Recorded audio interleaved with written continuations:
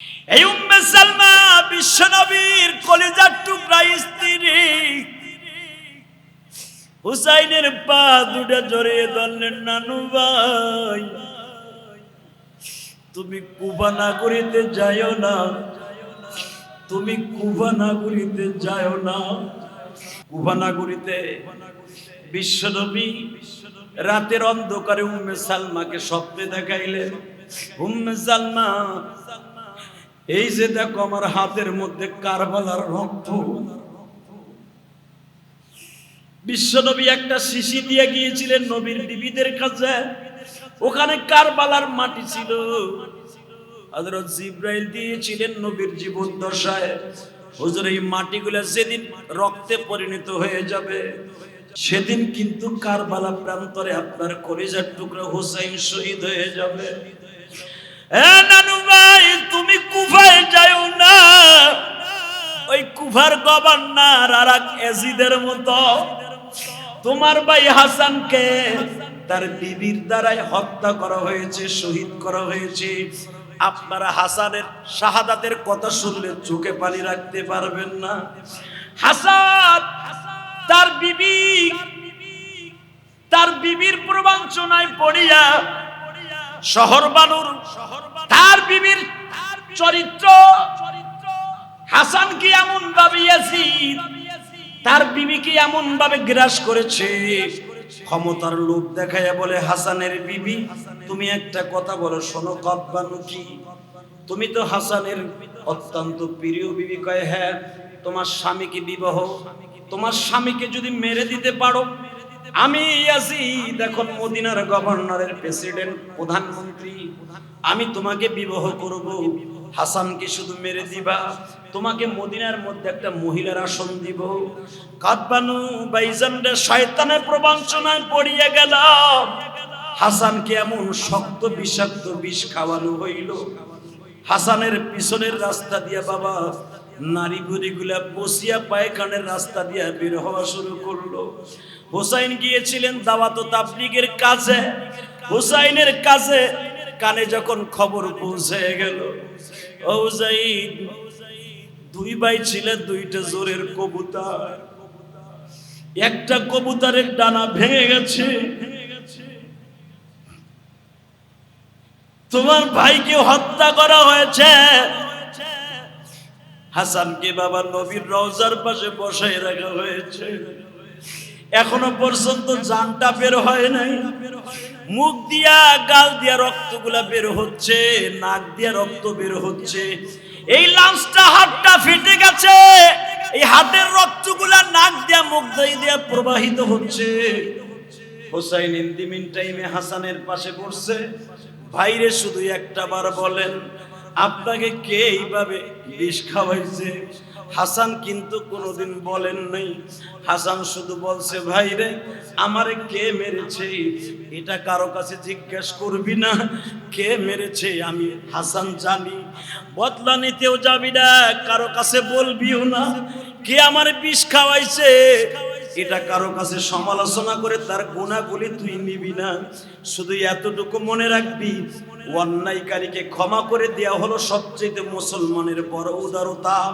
আমি যে আমারে বিষ খাওয়াইছে আমি জানি রে ভাই, আমি বুঝতে পারি নাই। ফজরের নামাজ পড়ে আমি দুধ খাই, শরবত খাই, আমার এই দুধের মধ্যে যে এত বিষাক্ত বিষ দিছে আমি বুঝতে পারি নাই। ভাইরে তুই একটা কথা শুন, আমি ইন্তেকালের পরে আমার লাশটা নানা কবরের কাছে নিয়ে যাবি। যদি আমার নানা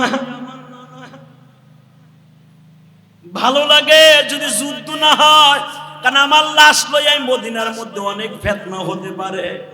এই জন্য যদি দেখোস ফিতনা হয়ে গেছে, আমারে নানার পাশে দাফন করবি না, আমারে দাফন করে দিবি আমার মায়ের পাশে। এই জন্য দেখবেন হাসানের কবর কিন্তু মা ফাতেমার কবরের কেবলই বাম পাশে। জান্নাতুল বাকি কবরস্থানে ঘুমিয়ে আছে হাসান।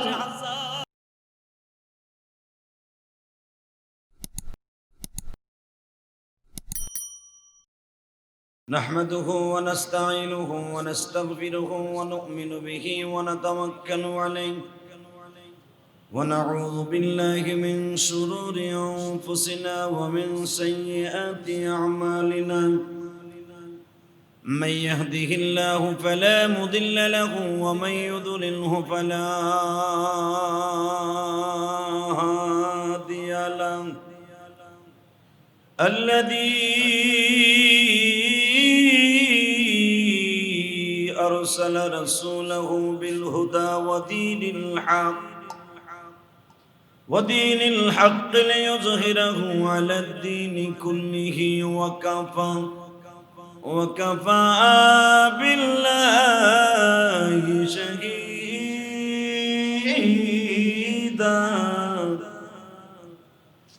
أما بعد فقد قال الله تبارك وتعالى فأعوذ بالله من الشيطان الرجيم بسم الله الرحمن الرحيم ولا تحسبن الذين قتلوا في سبيل الله أموات بل أحياء عند ربهم يرزقون وقال الله تبارك وتعالى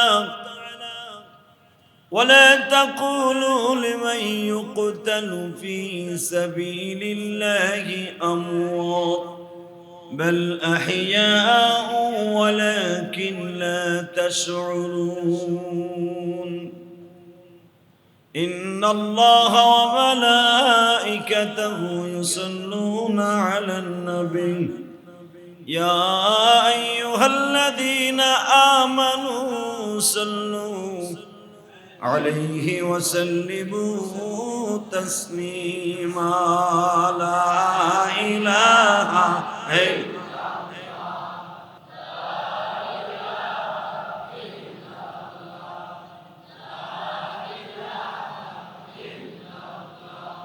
لا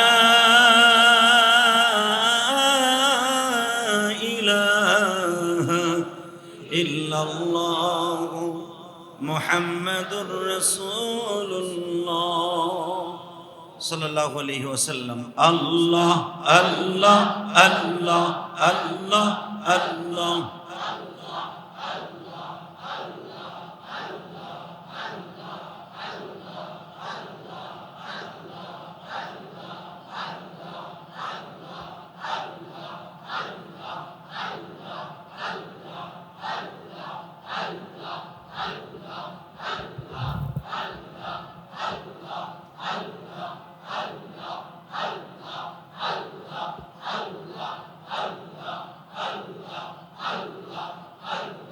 لا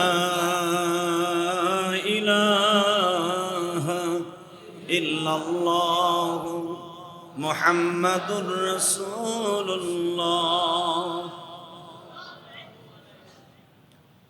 সমস্ত প্রশংসার মালিককে ওই আল্লাহর দপ্তরে লাখো কোটি শুকর যে রব্বে কারীম আপনাকে আমাকে এই মহামারী করোনার মধ্যে সুস্থ রেখে ভালো রেখে এখনো পর্যন্ত বাঁচিয়ে রেখেছেন, সুস্থ রেখেছেন। কত মানুষ হসপিটালের বেডে মৃত্যুর যন্ত্রণায়, প্রতিটা সেকেন্ডও তার কাছে মৃত্যুর যন্ত্রণা কত ভয়ঙ্কর উপলব্ধি করতেছে। এই কঠিন মুহূর্তে আল্লাহ যে আমাদেরকে ভালো রেখেছেন, ওই মালিকের দপ্তরে হাজারো শুকর। একাদা চিত্তে অন্তরস্থল থেকে একবার বলে ফেলি আলহামদুলিল্লাহ। প্রিয় বন্ধুগণ, ভালো করে বুঝেন, আদম আলাইহিস সালামের সাথে মা হাওয়া জান্নাতে ঢুকলেন, বসবাস শুরু করলেন মুহররমের 10 তারিখ। যেদিন তাদের দুইজনকে গন্ধম ফল খাওয়াইয়া জান্নাত থেকে বের করা হয় সেদিনও মুহররমের 10 তারিখ। যেদিন আদম আলাইহিস সালামের দোয়া কবুল হয় 360 বছর পরে, সেদিনও মুহররমের 10 তারিখ। জাবালে রহমা, মসজিদে নবীরা যেটাকে বলা হয়, আরাফার মাঠে আপনারা গিয়েছেন। আমি গুনাহগার বহুতবার এই মসজিদে নামাজ পড়েছি। যেখানে মা হাওয়া আর আদমের প্রথম সাক্ষাৎ দূরে কাত নামাজ পড়েছিলেন, সেখানে দুইটা পিলার আছে। মা হাওয়া পাহাড়ের ওই পাশে বাবা, মা হাওয়া লম্বা ছিলেন আদম আলাইহিস সালাম থেকে বাবা 2 হাত নিচে। মনে রাখবেন, স্বামীর চাইতে যদি বউ লম্বা হয় তাহলে মানুষ একটা প্রবঞ্চনা দেখায় গাই আর বাছুর। কথা কন না কেন? এই জন্য দেখবেন স্বামী আর স্ত্রী সমান সমান হলো সমস্যা নেই। স্ত্রী যদি স্বামীর চাইতে লম্বা হয়ে যায়, বেমানান হয়ে যায়, আল্লাহ রাব্বুল আলামিন মানান হিসাবে জীবনের প্রথম বিবাহ যার সাথে পদার্পণ, যার সাথে করাইলেন, মা হাওয়া আদম আলাইহিস সালাম থেকে 2 হাত নিচে ছিলেন, ছোট ছিলেন।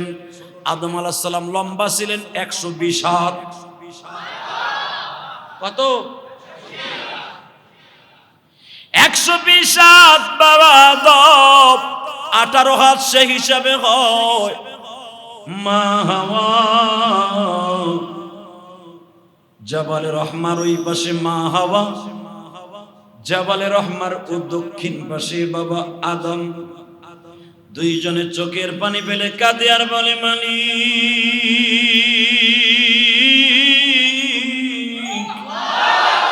আরে গেটটা খোলে কেন?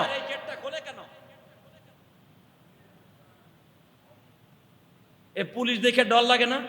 পুলিশ দেশকে গেটের সামনে বহা, পুলিশটাও আমার দিক চাই রয়েছে, কিছুই করে। কারণ হ্যাঁ, মাতুব্বাড়ি মসজিদে না, মসজিদের বাইরে।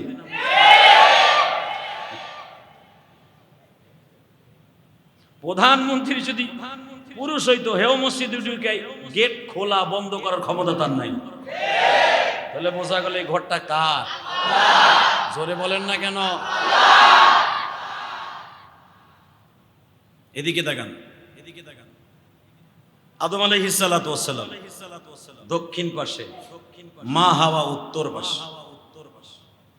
ইন দি মিন টাইমে দুইজনের ভিতরে আমার মওলার প্রেমের নীলা খেলা শুরু হয়ে গেল।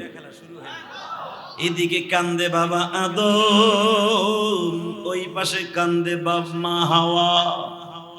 দুইজনের প্রেমের ঢেউ শুরু হয়ে গেল। মালিকের দপ্তরে দুইজনের চোখের পানি বাবা কবুল হওয়ার সময় হয়ে গেছে। আমার আল্লাহ ডাক দিয়ে বলেন, আদম রে, ও আদম, ফাতালাক্কা আদামু মির রাব্বিহি কালিমাতিন ফাতাবা আলাইহিম ইন্নাহু হুয়াত তাওয়াবুর রহিম। তুমি যেই কালেমার শব্দ দিয়ে আমার নবীকে ডাক দিলা, নবী মুহাম্মদ বলিয়া, এই শব্দটা যদি তুমি 360 বছর লাগতো না। যেদিন আমি জান্নাত থেকে তোমাদেরকে বের করে দিয়েছি উলঙ্গ অবস্থায়, 1 ঘন্টা পরে যদি আমার প্রিয় নবীর নামটা উচ্চারণ করতা, ফাতালাক্কা আদম মির রব্বি কালিমাত, ওই কালেমার আওয়াজটা যদি তোর জবান দিয়ে একবার মুহাম্মদ নামটা ভুলেও বের হয়ে যাইতো, আমি মালিক তোরে 1 সেকেন্ডের ভিতরে মাফ করে দিতাম। আদম আলাইহিস সালাতু ওয়াস সালাম মালিকের সাথে এমন ভাবে পছন্দনীয় হয়ে গেলেন। আমার আল্লাহ বলেন, আদম রে, আজ থেকে আমি তোরে এমন নিষ্পাপ করে দিলাম, আমি তাওয়াবুর রহিম, আমি তোর তওবাকে এমন ভাবে রহমতের সুরে নাযিল করে দিয়া মাফ করে দিলাম। আমি রব্বে কারীম ঘোষণা দিলাম, আদম রে, যেই কালেমা উচ্চারণ করে তুই মাফ পাইলি, লা ইলাহা ইল্লাল্লাহ মুহাম্মাদুর রাসূলুল্লাহ, এই শব্দটাতে উচ্চারণ করে আমার নবীর নাম নিয়ে যখন মাপ পাইলি, আমার বন্ধুর উম্মাতগুলা তোর অন্তত হাজার হাজার বছর পরে দুনিয়া আসবে, নির্জন কুঠিরে বসে রাতের অন্ধকারে বসে যদি একবার বলে মানি, বাবা আদম যদি 360 বছর পড়ে একবার যদি কালিমা পড়ার কারণে 60 বছরের জিন্দেগীর গুনাহ মাফ হয়ে যায়। আমি জীবনে এত গুনাহ করেছি,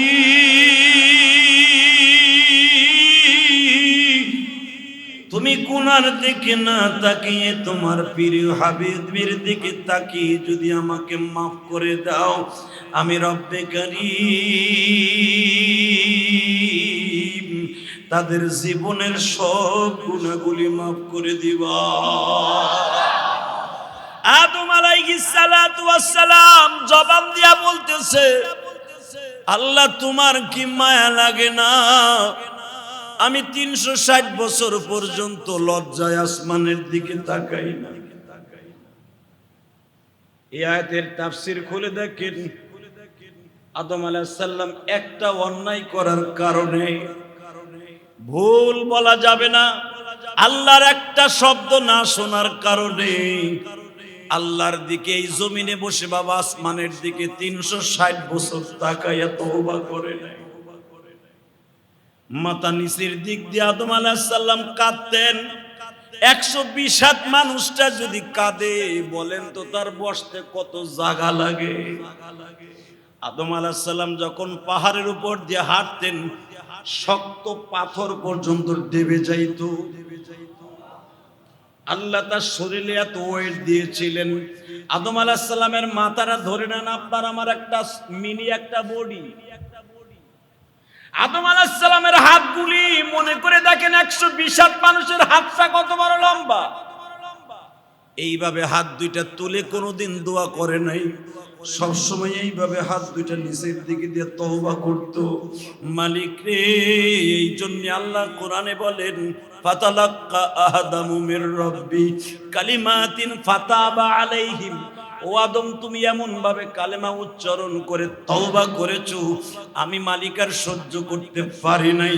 তোমার তওবাকে কবুল করেছি, জীবনের সব অপরাধগুলি মাফ করে দিয়েছি। ইদা জাআ নাসরুল্লাহি ওয়াল ফাত ওয়া রাআইতান নাসা ইয়াদখুলুনা ফি দীনিল্লাহি আফওয়াজা ফাসাব্বিহ বিহামদি রাব্বিকা ওয়াস্তাগফির ইন্নাহু কানা তাওয়াবা। বান্দা আমার কাছে যখন তওবার সুরে গালটা কাত করে দিয়ে চোখের পানি ফেলে দিয়ে কাঁদবি, তোর সব অপরাধগুলো আমার কাছে তুচ্ছ হয়ে যাবে। পৃথিবীতে আমি মালিকের কাছে সবচাইতে বেশি দামি হলো গুনাহগার বান্দার চোখের পানি। মাজলুমের চোখের পানির চাইতে আমি আল্লাহর কাছে জান্নাত এত দামি না। সিরিয়ার মুসলমান, আজারবাইজানের মুসলমান, বুলগারিয়ার মুসলমান, আফগানিস্তানের মুসলমান, মিশরের মুসলমান, ফিলিস্তিনের মুসলমান কত নির্যাতিত নিষ্পীড়িত, ওরা ভাইজান পদদলিত। তুমি আর আমি তো নামাজটা পড়ে যে বিবির হাতের খাবার খাই। তুমি ফিলিস্তিনে যেয়ে দেখো, ইসরায়েলি হানাদার বাহিনীরা, ওই জালিমগুলি এমন ভাবে তাদের বাড়িঘরগুলো জ্বালিয়ে পড়ে দিয়েছে, গুড়িয়ে দিয়েছে বোমার আঘাতে। স্বামী এক পাহাড়ের মধ্যে আশ্রয় নিয়েছে, স্ত্রী আর এক পাহাড়ে আশ্রয় নিয়েছে। বাজান মধ্যপ্রাচ্যের দেশগুলি আমাদের দেশের মতো এরকম সমতল জমিন নয়। এক পাহাড়ের পাশে স্বামী থাকলে আর এক পাশে স্ত্রী থাকলে স্ত্রীকে খুঁজা বের করতে অনেক সময় লাগে। আমি আপনাদের খেদমতে আরজ করতে চাই, ওই ফিলিস্তিনের একজন মুসলিম মুসলমান যদি দুই হাত তুলে বলে আল মুস্তাযআফিনা মিনার রিজালি ওয়াল বিলদানি ওয়ান নিসা, আল্লাহ বলেন কোন বাচ্চা কোন মাজলুম মহিলা যদি একবার হাত তোলে, আমি মাওলার কলিজাটা মোমের মতো গলিয়ে যায়। তাদের ডাকগুলো আমার কলিজায় এমন ভাবে লাগিয়ে যায়, আমি আল্লাহ তখন আর সহ্য করতে পারি না। আমি রব্বে কারীম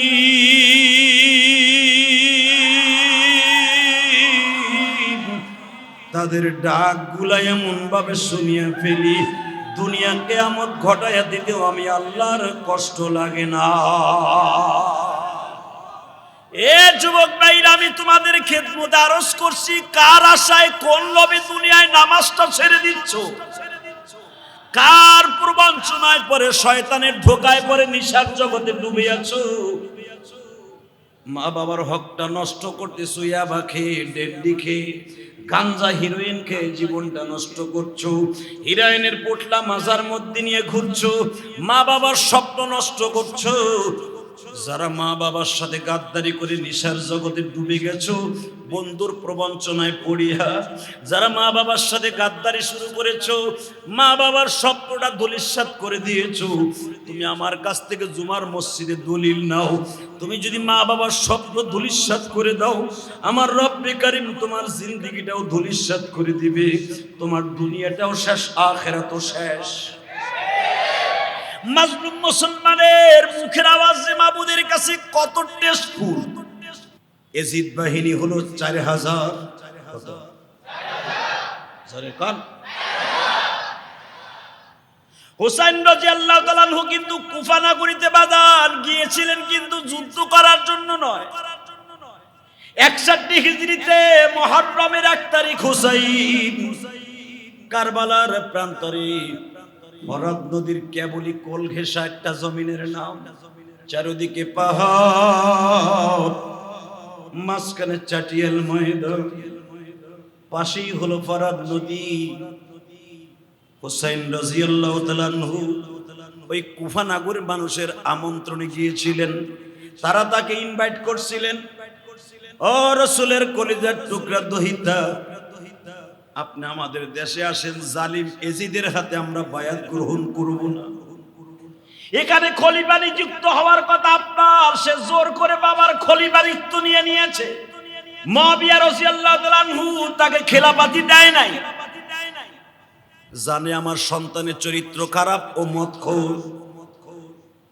ইয়াজিদ মদখোর, এটা জানতো মুআবিয়া। দেখবেন যেই বাবা তার সন্তান গাঞ্জাখোর হয়ে গেছে, হিরোইন খুন হয়ে গেছে, ওই সন্তানের কাছে কিন্তু বাবা কোনোদিন আলমারির চাবি দিবে না। এ কথা কর না কেন? ব্যবসায়ীর ক্যাশ বাক্সুর চাবি মদখোর পোলার কাছে বাবা কোনোদিন দেয় না, কারণ ওটা আমানতের জিনিস ওখানে বিদ্যমান। ঠিক মুআবিয়া রাদিয়াল্লাহু তাআলা ইন্তেকালের আগে বুঝে ফেলেছিলেন আমার এই ছেলের দ্বারা ইসলাম শেষ হয়ে যাবে। আমার নবী মৃত্যুবরণ করেছে মাত্র 50 বছর। 61 হিজরিতে হুসাইনের মৃত্যু, তাহলে বোঝা গেল সবে মাত্র বিশ্ব নবীর ইন্তেকালের 50 বছর। নবী ইন্তেকাল করেছেন 11 হিজরিতে, হুসাইন শাহাদাতের সুদা পান করেছেন 61 হিজরিতে। ডিসটেন্স কত? জোরে বলেন। এই 50 বছর পরে যে শুরু হয়ে যাবে বাবা হরতাল, মারামারি, রক্তপাত। এতদিন কিন্তু ভালোই ছিল, হরতাল, মিছিল, মিটিং, শুধু এই যুগে না, ওই যুগেও ছিল। মুআবিয়া রাদিয়াল্লাহু তাআলা বললেন, হযরত আলী চলে গেছেন, আমার হাতে খলিফাগিরি দিয়ে গেছেন, খেলাফতের দায়িত্ব ইচ্ছা করলে হযরত আলী হাসান হোসাইনের হাতে দিয়ে যেতে পারতেন, পারতেন কিনা? আর আমাদের দেশের নেতা কোতারা এ বাইসা থাকতেই যখন প্যারালাইস হইয়া স্কয়ার হসপিটালে বেহা হয়ে রইছে, তখন নেতা কোতারে আওয়ামী লীগের নেতাকে ডাক দিয়া, বিএনপির নেতাকে বিএনপি আলারা ডাক দিয়া কয়, আমি তো এখন আর আমার বেল নাই, আমার পোলারে রেখে গেলাম। কথা কন না কেন? হযরতে আবু বকর চলে গেলেন, তার ছেলে কিন্তু বিশ্বনবীর খাদেম আব্দুল্লাহ, আবু বকর নামে আব্দুল্লাহ, আবু বকর নামে আব্দুল্লাহ। এমন খাদেম ছিলেন বিশ্বনবীর যে পায়ের হাতের চাড়ি কেটে দিতেন আবু বকরের ছেলে, হুজুরের শালা আব্দুল্লাহ। আবু বকর ইন্তেকাল করে যাবেন, কিন্তু সে বলে যায় নাই যে আমার ছেলে সর্বদিক দিয়ে, সবাই ভোট দিয়েছে, আপনি আব্দুল্লাহর খেলাফতের দায়িত্ব দিয়ে যান, প্রধানমন্ত্রীর দায়িত্ব। আবু বকর বললেন, না, এটা আমার নবীর নিষেধ। আমার নবী ঘোষণা করে যাইতে পারতেন হযরত আলী হবে, আমার চাচতো ভাই হবে খেলাফতের দায়িত্বে, নবী এটা দেন নাই। অতএব আমার নবী আমার নাম ঘোষণা করে গেছে যে আমার জীবদ্দশায় আমার সামনে ইমামতি শুধু একজন সাহাবী করছে, তার নাম আবু বকর। নবীকে পিছনে রেখে একজন মাত্র সাহাবী ইমামতি করার সাহস পেয়েছিলেন, নবীর ওই মুসাল্লায় দাঁড়ায় ছিল আবু বকর। এর দ্বারা নবী বুঝাই দিলেন আমার এগেইনস্টে আমি চলে যাওয়ার পরে আমার এই খেলাফতের দায়িত্ব হযরত আবু বকর আসবে। এর পরেরটা আপনারা নিযুক্ত করে নেবেন। আবু বকরকে আপনারা গালি দেন, খবরদার, আবু বকরের খেলাফতের দায়িত্ব বিশ্বনবী বসায় গেছে। কিন্তু হুজুর নাম বলে যায় নাই, ইশারাতান বুঝায় গেছে একই বানানো তোমাদের জন্য ভালো হবে। হয়ে গেল। আবু বকর 2 বছর পরে বিদায় নিলেন। আবু বকরও কিন্তু তার ছেলের নাম বলে নাই, ওমরের নাম বলে গেলেন। আমার পরে খেলাফতের দায়িত্ব ওমরকে দিলে কেমন হয়? অনেক লোক বলে ফেললেন ওমরে যে দিবেন, ও যে রাগী মানুষ, মানুষকে ধরবে আর মারবে। ওর যে রাগ, ও আবু জেহেলের মতো মানুষকে পিটাইয়া তছনছ করে দিছে, উতবা সাহেবারে মেরে তছনছ করে দিছে। এর দায়িত্ব দিবেন হুজুর? আবু বকর শুধু এতটুকুই বললেন, দায়িত্ব যখন ঘাড়ে আসে আল্লাহ তাকে মানার মাদ্দা শিখিয়ে দেন। কথা বলেন। একটা কনস্টেবল যতদিন থাকে তার মনের ভিতরে থাকে যদি ওসি হইতে পারতাম রে, ওসি হলে মনে হয় ওই চেয়ারে বসে অনেক কিছু করতে পারতাম, ক্ষমতা না রে ভাই। ওসি সাহেবের হাত বাঁধা ডিসির কাছে। কথা বলেন না কেন? তখন তার পুরা থানার দায়িত্ব যখন চলে আসে, তখন তার ভিতরে আগে যেটা ছিল এখন দায়িত্ব পাওয়ার পরে ফার ফার ডিফারেন্স হয়ে যায়। আবু বকর বললেন ক্ষমতা পাওয়ার পরে সব ঠিক হয়ে যাবে। ঠিক তাই হলো। এমনই হলো যে একটা পাঞ্জাবি গায়ে দিয়া জুমার খুতবা দিবে, সেই যা পাঞ্জাবির কাপড় ছিল না, ছেলের কাছ থেকে ধার উধার করে, কারণ কিছু গনিমাতের কাপড় মিশর থেকে আসছে, মিশরের গভর্নর হাদিয়া দিয়েছে, আমর ইবনে আস হাদিয়া দিয়েছে। খলিফাতুল মুসলিমিন, আপনার দেশে কিছু হাদিয়া পাঠাইলাম। হাদিয়ার কথা শুনে হযরত ওমর ইবনে খাত্তাব রাদিয়াল্লাহু তাআলা আনহু সবাইকে সমানভাবে সব মন্ত্রী পরিষদকে জামার কাপড় হাদিয়া হিসাবে সব বিলিয়ে দিলেন। ইন দি মিন টাইমে হযরত ওমর ইবনে খাত্তাব মনে মনে ভাবলেন, আমার দিকে তাকান।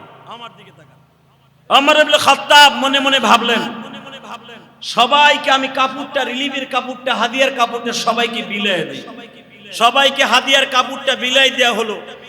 হযরত ওমরের শরীরটা ছিল অনেক লম্বা, তার নিজের এমন একটু কাপড় তার কপালে হয়েছে, কেসমতে হয়েছে, সেই কাপড়ে পাঞ্জাবি হওয়া সম্ভব না। আব্দুল্লাহর কাপড়টাকে একটু হাওলাত করে এনে ছেলের কাছ থেকে বাবা ধার নিয়ে একটা জুব্বা বানাইলেন জুমার খুতবা দেওয়ার জন্য। কিছু কিছু মুনাফিকরা সমালোচনা শুরু করলো যে ওমর আমাদের কাপড় দিল, আমাদের জুব্বা হলো না, ওমরেরটা কেমনে হলো? অবশ্যই দুর্নীতি করেছে। ওমরের কানে চলে আসলেন প্রধানমন্ত্রী যিনি খলিফাতুল মুসলিমিন, তার বিরুদ্ধে সমালোচনা হয় মসজিদে। তারা বলে ফেলেছে 100% ভাবে ওমরকে যে কাপড় দেওয়া হয়েছে, যেই কাপড়ে পাঞ্জাবি হওয়ার কথা না, ওমরের কেন পাঞ্জাবি হলো এটা আমাদের কারণ দর্শাইতে হবে। হযরত ওমরের পিএস বলে দিলেন, হযরত গোস্তাকে মাফ করবেন, আমি আপনাকে আমার জানের চাইতে বেশি ভালোবাসি। এই মদিনার মুনাফিকেরা সমালোচনা করতেছে আপনার পাঞ্জাবি কেমনে হইল, তাদের পাঞ্জাবি হয় না। এমন কি আপনার পাশের লোকেরাও আপনার সমালোচনা করে। ওমর কেঁদে দিয়ে বললেন, আহারে কপাল, আমার নবী আমার ডাইন পাশে শুয়ে থাকে খুতবার সময়, আমি আমার নবীকে ডাইন পাশে রাখিয়া জুমার খুতবা দেই। এই মসজিদে বসিয়া নবীর রওজার পাশে বসে খুতবা দেই, নবী আমার পাশে বসিয়া আমার খুতবাগুলো শুনেন। এই সমালোচনা করে মসজিদের মধ্যে এত বড় সাহস কার? সঙ্গে সঙ্গে ওমর ইবনে খাত্তাব খুতবার মধ্যে দাঁড়িয়ে বলতে বাধ্য হইলেন, ও মদিনার মুসলমানেরা, আপনারা মনে রাখবেন, গীবাত করা, সমালোচনা করা, মৃত্যুর ভাইয়ের গোশত খাওয়া। আপনারা মনে মনে ভেবেছেন আমি বুঝি দুর্নীতি করি, আমি বুঝি দুর্নীতি করিয়া বাইতুল মালের জামা খরিদ করিয়া নিয়া, অথবা বাইতুল মালের জামাগুলা জুলুম করিয়া নিয়ে আমি পাঞ্জাবি বানিয়েছি। নিজের সন্তান আব্দুল্লাহকে ডাক দিয়া বলেন, আব্দুল্লাহ বাবা, আপনি বলেন তো এই জামা আমি কোথায় দিয়ে আমি কাপড় এনে পাঞ্জাবি তৈরি করেছি। আব্দুল্লাহ বললেন, ও মদিনার সাহাবীরা, মন্ত্রী পরিষদ, আমার বাবাকে আপনারা কখনোই চোর বলে সাব্যস্ত করবেন না। আমার বাবা প্রতিটা রাত্রে নবীর রওজার পাশে বসিয়া নবীর কাছ থেকে কোনো কথা না জিগাইয়া কোনো কাজ করে না।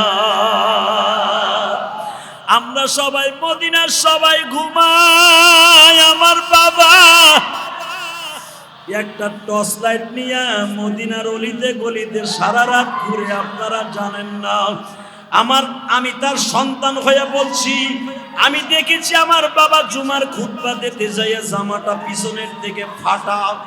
আমার বাবা গত পরশুদিন মদিনার অলিতে গলিতে ঘুরতে যাইয়া খেজুরের ডালের সাথে লাগিয়া বাবার পিছনের জামাটা ছিঁড়ে গেছে। এই ছিঁড়া জামা দিয়া যদি খলিফাতুল মুসলিমিন খুতবা দেয়, মদিনার মুনাফিকেরা তারা বদনাম বলবে, তারা সমালোচনা করবে, তারা বলবে মুসলমান দুর্বল হয়ে গেছে।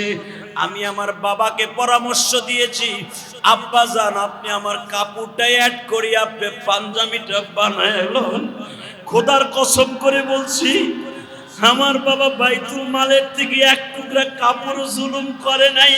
ও আমার ক্ষমতাবান ভাইরা, জনগণের হক মারিয়া যারা সত্যিকারে আপনারা নিজেরা বড়লোক হবেন অথবা নিজে ভোগ করবেন, আমার মওলার আদালতে কিয়ামতের মাটি হিসাব দিতে হবে। জনগণের একটা টাকাও যদি আপনার বেলাটের মধ্যে ঢুকিয়ে থাকে, আপনার পুরা বডির বেলাটটা যদি আপনি শ্বাস করে রক্ত বের করেও দেন, ওই জনগণের হক আপনি না বুঝাইয়া দেয়া পর্যন্ত আপনার কোনো ইবাদত আসমানে যাবে না। হযরত ওমর বললেন খুতবায় দাঁড়াইয়া, খোদার কসম করে বলছি একটা টাকাও আমি বাইতুল মালের থেকে জুলুম করে নেই নাই। আপনারা আমাকে ক্ষমা করবেন, আমার ছেলের কাপড়টা দিয়ে আমি জুব্বা বানিয়েছি।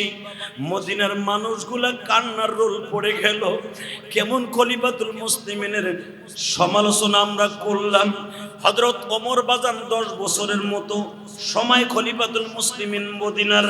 ওমরের পরে 12 বছর একাধারে রাজত্ব করেছে উসমান গনি। উসমান গনির পরে রাজত্ব করলেন হযরত আলী। আলী বেশি দিন লাস্টিং করতে পারে নাই। এই শিয়ারা কিন্তু আলীর রাজত্ব কায়েম করতে দেয় নাই। এমনকি মদিনার দিকে তারা হযরত আলীকে তাড়িয়ে ছেড়েছে।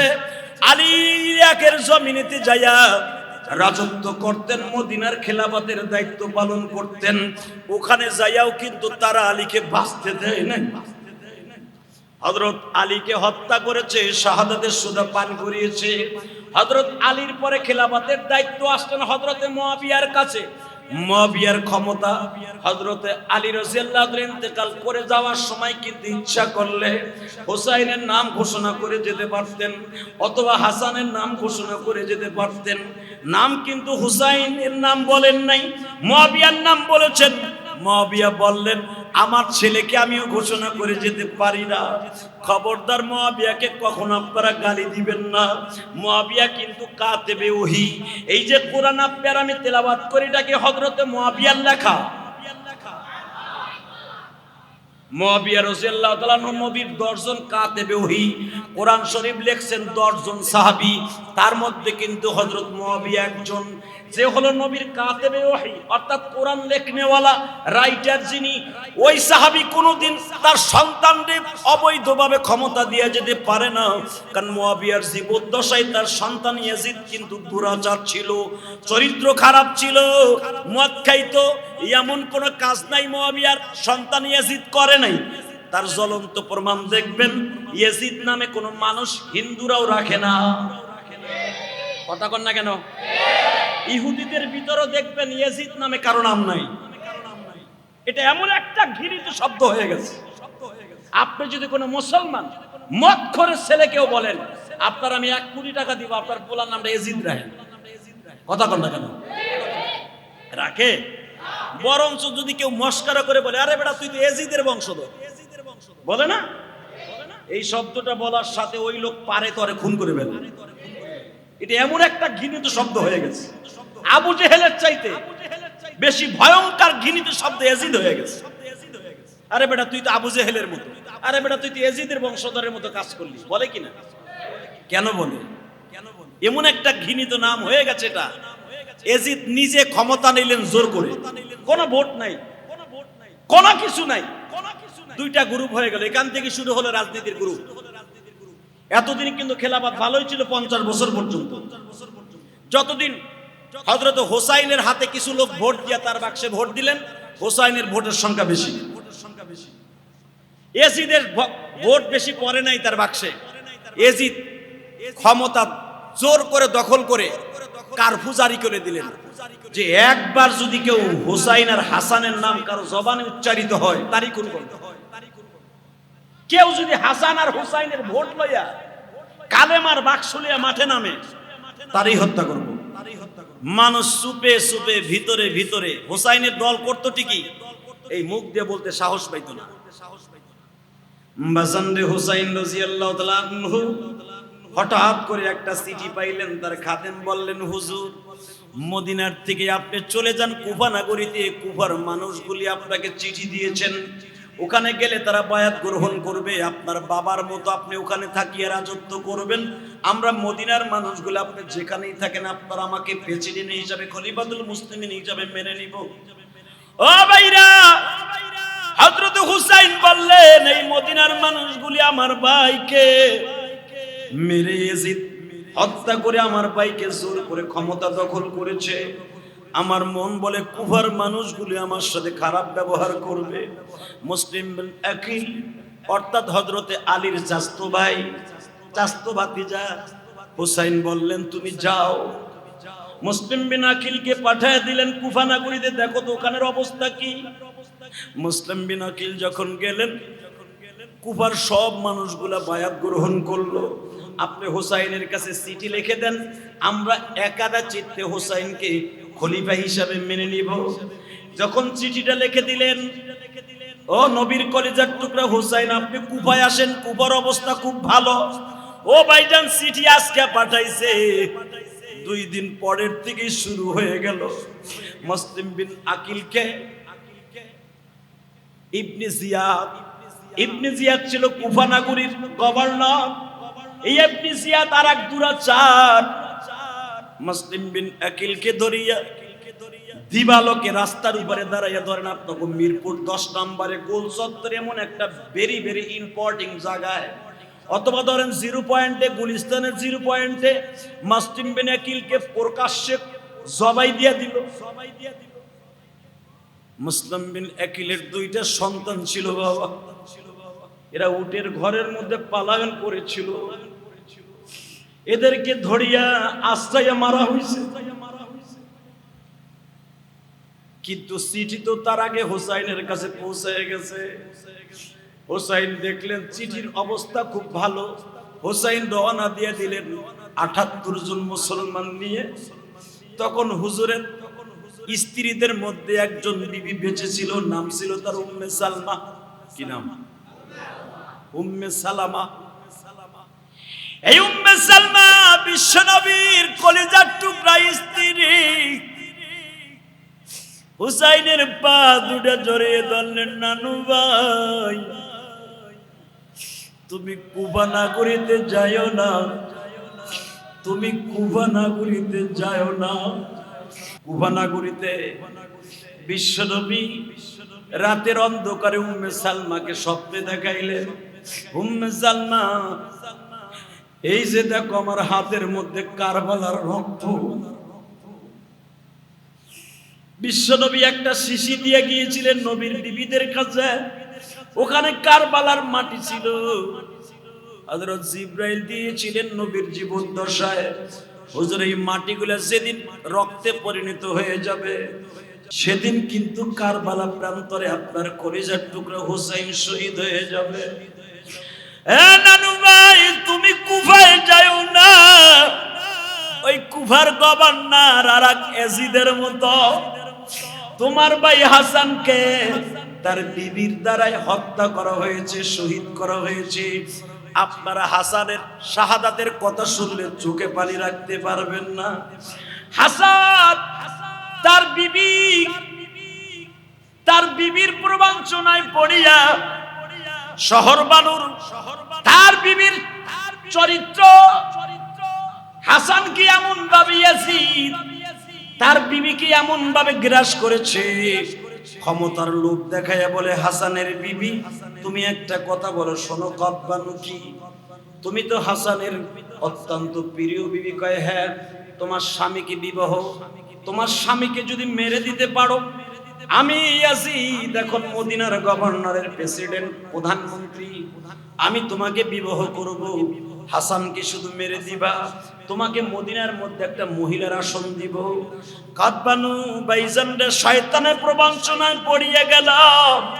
হাসানকে এমন শক্ত বিষাক্ত বিষ খাওয়ানো হইল, হাসানের পিছনের রাস্তা দিয়ে বাবা নারী বুড়িগুলা বসিয়া পায়খানের রাস্তা দিয়ে বের হওয়া শুরু করলো।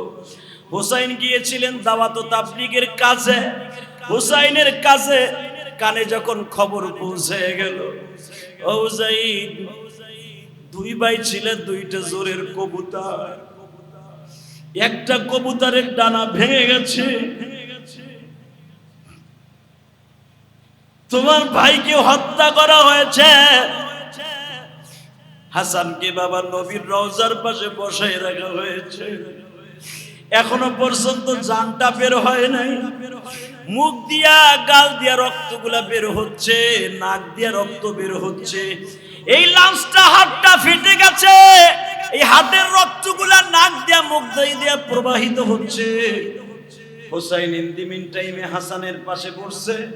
ভাইরে শুধু একটা বার বলেন, আপনাকে কে এইভাবে বিষ খাওয়াইছে? হাসান কিন্তু কোনোদিন বলেন নাই। হাসান শুধু বলছে, ভাইরে আমারে কে মেরেছে এটা কারো কাছে জিজ্ঞেস করবি না, কে মেরেছে আমি হাসান জানি, বদলা নিতেও যাবি না, কারো কাছে বলবিও না। কে আমার বিষ খাওয়াইছে এটা কারো কাছে সমালোচনা করে তার গুণাগুলি তুই নিবি না। শুধু এতটুকু মনে রাখবি, অন্যায়কারীকে ক্ষমা করে দেয়া হলো সবচেয়ে মুসলমানের বড় উদারতা। আমি যে আমারে বিষ খাওয়াইছে আমি জানি রে ভাই, আমি বুঝতে পারি নাই। ফজরের নামাজ পড়ে আমি দুধ খাই, শরবত খাই, আমার এই দুধের মধ্যে যে এত বিষাক্ত বিষ দিছে আমি বুঝতে পারি নাই। ভাইরে তুই একটা কথা শুন, আমি ইন্তেকালের পরে আমার লাশটা নানার কবরের কাছে নিয়ে যাবি। যদি আমার নানা ভালো লাগে, যদি যুদ্ধ না হয়, কারণ আমার লাশ লইয়াই মদিনার মধ্যে অনেক ফিতনা হতে পারে। এই জন্য যদি দেখোস ফিতনা হয়ে গেছে, আমারে নানার পাশে দাফন করবি না, আমারে দাফন করে দিবি আমার মায়ের পাশে। এই জন্য দেখবেন হাসানের কবর কিন্তু মা ফাতেমার কবরের কেবলই বাম পাশে। জান্নাতুল বাকি কবরস্থানে ঘুমিয়ে আছে হাসান। এ ভাইরা, হুসাইনের নাক মুখ দিয়ে বাবা রক্ত বের হচ্ছে, গাছার মতো বের হচ্ছে। হুসাইন বিদায় নিয়ে চলে গেলেন, হাসান বিদায় নিয়ে চলে গেলেন। হাসানের লাশ যখন নবীর কবরের পাশে রওজার পাশে যখন দাফন করার অনুমতি চাওয়া হইল, মদিনার অনেক সাহাবীরা বললেন এখানে দিলে ফিতনা হতে পারে। সঙ্গে সঙ্গে মা ফাতেমার কবরের পাশে রেখে দেওয়া হইল। এ যুবক ভাইরা, উম্মে সালমা তাই বলতেছেন, নানু ভাই তোমার ভাই হাসানকে এইভাবে শহীদ করা হয়েছে। নানু ভাই তুমি যাও না, কুফার মানুষ কিন্তু মারাত্মক ভয়ঙ্কর। হুসাইন বলে, নানি এই যে দেখেন তাদের চিঠি, আমার মন বলে তারা আমার সাথে ভালো ব্যবহার করবে, আর ভালো ব্যবহার করবে এই জন্য তো আগেই মুসলিম বিন আকিলকে পাঠানো হয়েছিল। মুসলিম বিন আকিল কোনোদিন আমার সাথে ধোঁকাবাজি করতে পারে না। তখন তো আর মিডিয়ার যুগ না ভাই, খবরটা পেয়ে যাবে। চিঠিটা পৌঁছে গেছে, হুসাইন রওনা দিয়ে চলে গেছে 82 জন মুসলমান নিয়ে। অন্য রাওয়ায়াতে আসছে 200, আর এক রাওয়ায়াতে আসছে 78 জন। যেটাই হোক গো ভাই, 82 জন মুসলমান নিয়ে যখন কুফা নগরীতে মুহররমের 1 তারিখ পৌঁছে গেছে, এই ইবনে জিয়াদ হুসাইনকে আটকায়া ফেলেছে, চারিদিকে আটকায়া ফেলেছে। আপনারা হুসাইনের পরে ভিত্তি করে হাই হোসেন হাই হোসেন বলে ঢোল ডক্কর পিটেন, শরীরে চাকু মারেন। হালাকে হুসাইন তো ঢোল ডক্কর পিটাইয়া মাঠে নামে নাই। কথা কন না কেন? মুহররমের 1 তারিখ কারবালা প্রান্তরে হুসাইন উপস্থিত। হঠাৎ করে মনে পড়ে গেল হুসাইনের, আমার নানা না বলছিল মুহররমের 10 তারিখ আমার মৃত্যু হয়ে যাবে। মুহররমের 10 তারিখ হইতে আর কয়দিন বাকি। হুজুর হুসাইনের স্ত্রী বললেন, শহরবানু বললেন, ও নবীর কলিজার টুকরা হুসাইন, মুহররমের আর মাত্র 10 তারিখ হইতে একদিন বাকি আছে। হোসেন বললেন, বিবি রে, আমাকে তুমি মাফ করে দিও। আমার ভাতিজা কাশেম কয়, জি চাচা যান। আমার ভাইয়ের একটা ওসিয়ত ছিল, আমার কলিজার টুকরা সকিনাকে বাবা তোর সাথে বিবাহ দিও।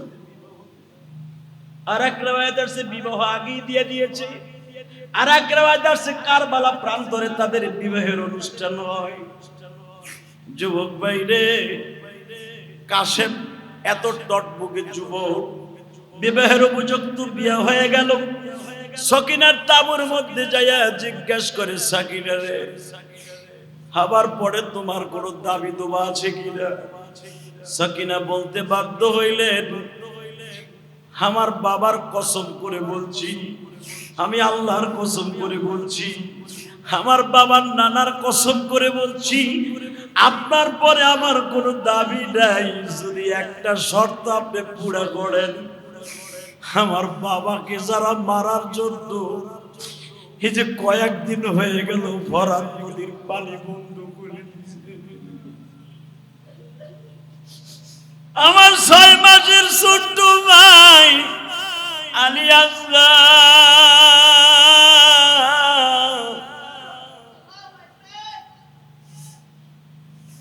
পানির যন্ত্রণায় জিহ্বাটা বের করে দিয়ে, দুধের যন্ত্রণায় বের করে দিয়া বারবার মালিককে বুঝাইয়া বলতে যায়, মালিক রে, অন্যায় হয়তো আমার বাপ চাচারা করেছে, অন্যায় হয়তো আমার শাস্তু ভাইরা করেছে, আমি নিষ্পাপ 6 বছরের 6 মাসের আলী আসবার কি অন্যায় করছি?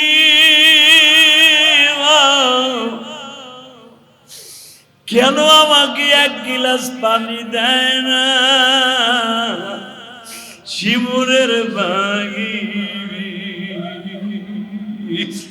ইবনে জিয়াদের বাহিনী কেন পানি দেয় না? আপনারা জানেন 18 বছরের সন্তান ছিল হুসাইনের, আলী আকবর নামে, তাকেও শহীদ করা দেওয়া হইল, কাশেমকেও শহীদ করে দেওয়া হইল। বাকি থাকলো শুধু হুসাইনের সন্তান আওলাদে রাসূলের মধ্যে জাইনাল আবিদিন। জাইনাল আবিদিনের গায়ে তখন 100-র উপরে জ্বর ছিল। ওই জামানায় অসুস্থ মানুষের পরে আক্রমণ করা যায় ছিল না। এজিদ বাহিনী টানা হলো জয়নালকেও তারা মেরে ফেলতো। ভাইজান রে, 9 মুহররম অর্থাৎ আজকের দিন, কালকে না 10 তারিখ, রবিবারে, আজকে কয় তারিখ? 8 তারিখ। এ যুবক ভাইরা ভালো করে বুঝছো, যারা ঢোল ঢাক্কর পিটাও ভালো করে বুঝছো। নিয়ত করে মসজিদ থেকে কোন রকম ভাবে নামাজ পড়ে দরজার কাছে যায়, দেখে মা কান্দে। মা কান্দুকা, বাবারে আমি তোর মতো পোলার চেহারা দেখতে চাই না। কেন মা, আমি কি অন্যায় করেছি? তুই রুটি পানি ঠিকই খাস, মুহররমের 1 তারিখ থেকে আমার হোসাইনের তাবুতে পানি নাই। এজিদ বাহিনী, ইবনে জিয়াদ দুরাচার, শিমুর বাহিনী, উবাইদুল্লাহ ইবনে জিয়াদ আর শিমুর, এই জালিম দুইটা মিলিয়া ক্ষমতার লোভে আবার নবীর কলিজার টুকরা হুসাইনের রাস্তা, পানির রাস্তা বন্ধ করে দিয়েছে রে বাবা। ولا تقولوا لمن يقتل في سبيل الله أموات بل أحياء ولكن لا تشعرون ولا تحسبن الذين قتلوا في سبيل الله أموات بل أحياء عند ربهم يرزقون। বাবা, তুই যদি হুসাইনকে সাহায্য করতে যায়, যদি জীবন দিয়ে দেস, আল্লাহ তোরে জান্নাতের খাবার কবরের মধ্যে খাওয়াবে। তুই শহীদ হয়ে গেলে তুই মৃত্যু না, আমার আল্লাহর কাছে জীবিত। আল্লাহ কোরআনে তাই বলছে, ওয়ালা তাকুলু লিমান ইউকতালু ফি সাবিলিল্লাহি আমুত। আমার হোসাইন পানির অভাবে আজকে পানি পানি বলে কান্দে। আব্দুল ওহাব ফজরের নামাজটা শেষ করে বাবা 8 কেজি পানি, কয়েক কেজি রুটি খুরমা লইয়া কারবালার প্রান্তরের দিকে রওনা দিলেন। তাবুর সন্নিকটে এসে কারবালার দিকে হাত উঁচা করে ডাক দিয়েছে, হুসাইন, এই কুফা নগরীতে কেউ না থাকলেও আব্দুল ওহাব আছে। আমার বিবির কাছ থেকে আমি বিদায় লইয়া আসি।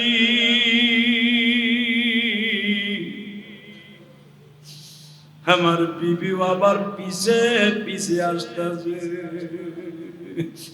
এই যে পানি লন, খুরমা লন, হাত দুইটা উঠাইতে দেরি আছে বাবা। ইবনে জিয়াদের বাইরে আব্দুল ওহাবের পেটের মধ্যে এমন জোরে তীর আর বর্ষা দিয়ে আঘাত করেছে, আব্দুল ওহাবের জীবনটা বাবা কারবালা প্রান্তরে নিঃশ্বাস হয়ে গেল। বাবা পানি আর খুরমা ওখানেই পড়ে আছে। আমি আপনাদের খেদমতে আরজ করতে চাই, 10ই মুহররম কষ্টের দিন, ঢোল পিটাইয়া সুখের দিন নয়।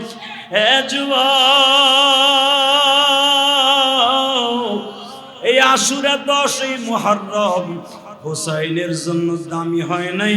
দুনিয়ার সব নবীগুলোর কিছু কিছু ইতিহাস ঘটে গেছে, আগামী জুমায় বলবো। শুধু হোসাইনের কথাটা আগেই বলে দিচ্ছি, আব্দুল ওহাব শহীদ হয়ে গেল। আব্দুল ওহাবের মাথাটা ইবনে জিয়াদ আলাদা করে ফেললো, আব্দুল ওহাবের বডিটা আলাদা করে ফেলেছে। মনে রাখবেন, শহীদ যে কথা বলে কোরআনে তার প্রমাণ। আল্লাহু আকবার বলো। আব্দুল ওহাবের বডি তার প্রমাণ। ওয়ালা তাকুলু লিমান ইউকতালু ফি সাবিলিল্লাহি আমওয়াত বাল আহইয়াউ ওয়ালাকিন লা তাশউরুন। বান্দারে যারা আমার রাস্তায় মরবি, আমার দ্বীনের রাস্তায় যারা জিহাদ করে মরবি, আমি আল্লাহ ঘোষণা দিলাম তোরা মৃত না, তোরা আমার কাছে জীবিত। বাল আহইয়াউ ওয়ালাকিন লা তাশউরুন, তোরা মৃত না। আব্দুল ওহাবের মাথাটা আলাদা, ধরটা আলাদা, বেঈমানগুলো আলাদা করে ফেলেছে। আওয়াজ আসতেছে, হোসাইন রে পারলাম না, আপনারে কোন রকম ভাবে একটু সাহায্য করতে। মাথাটা হোসাইন বুকের মধ্যে নিয়ে তার বিবির তাবুতে পৌঁছে দিয়ে বলে, কিয়ামতের মাঠে নানার সামনে সাক্ষী দিও, নানার কলিজার টুকরা হোসাইনকে সাহায্য করতে এসে জীবন দিয়েছে।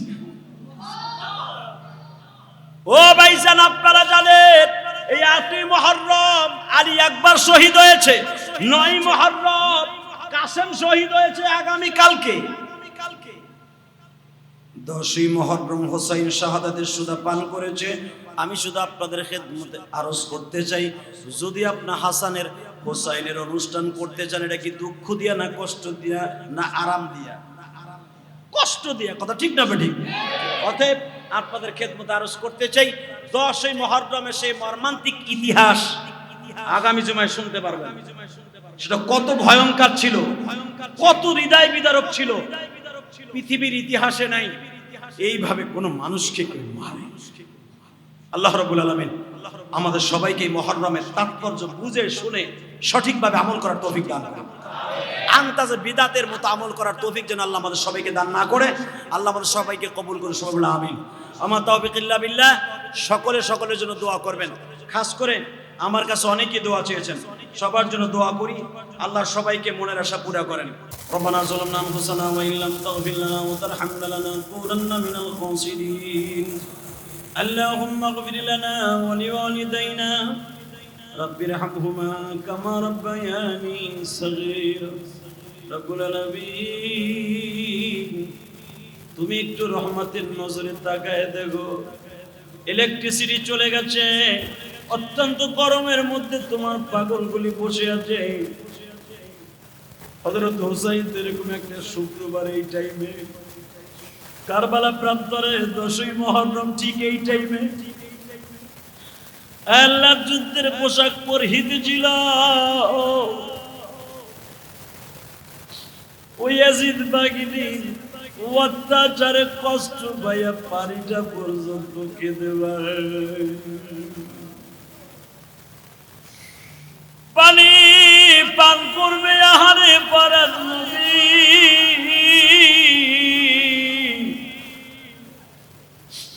তোমার মধ্যে পানির অভাব ছিল না, হুসাইনকে খাওয়ার মতো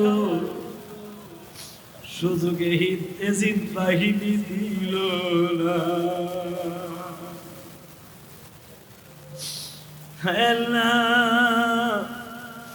সেই হুসাইনের শাহাদাতের সুদা পান করা মাসে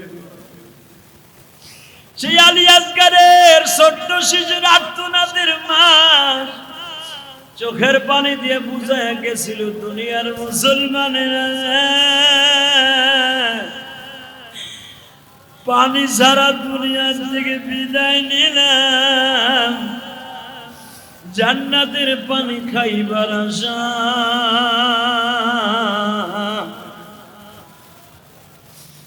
তোমরাও কোনদিন বাতিলের সাথে আপোষ করিও না।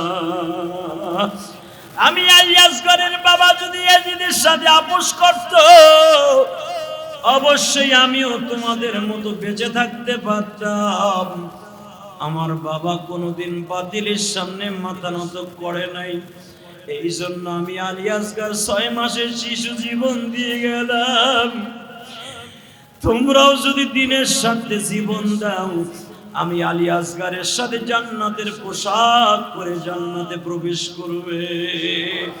আল্লাহ যারা আমার সাথে আমিন আমিন বলছে, এখানে অনেক প্রশাসনের পুলিশ ভাইরা আছে, আল্লাহ আজকে মসজিদ কমিটি আছে, সভাপতি সাহেবের বাবা মায়ের জন্য দোয়া চাওয়া হয়েছে। আল্লাহ তোমার এক বান্দা হাত অপারেশনের রোগী আজকে মানবিক দৃষ্টিতে অর্থের হাত বাড়িয়েছে। দুনিয়ায় সবচেয়ে বড় অর্থদাতা তুমি। আল্লাহ তোমার দপ্তরে হাজিরা দিলাম, তুমি সুস্থ রাইখে দিও রব্বুল আলামিন। যারা আমার সাথে আমিন আমিন বলছে, এই মুহররমে বিশ্বনবী বেশি বেশি দান করতে বলেছে, বেশি বেশি ভালো ভালো খাওয়ার কথা বলেছে, বেশি বেশি করিয়া সুস্থ থাকার কথা বলেছে, বেশি বেশি রোজা রাখার কথা বলেছে।